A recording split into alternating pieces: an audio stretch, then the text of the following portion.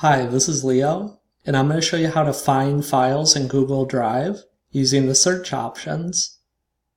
A lot of times what people do when they're looking for a file is they'll come up to the search drive box here and start typing the name of the person or the name of the document if they remember it.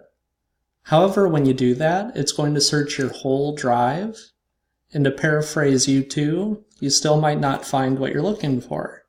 So what you can do is come over to the right side of that box, find the little arrow here, and this is going to be our search options.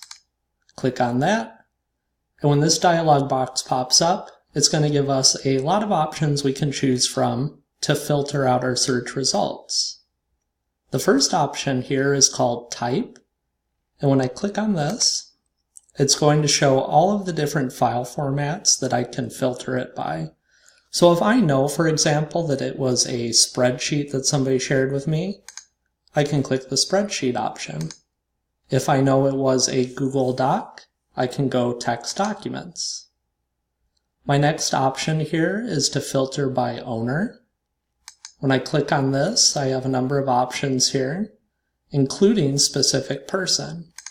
So if I know the person who shared it with me, but I don't remember the name of the document, I can start typing their name here. Next option is location.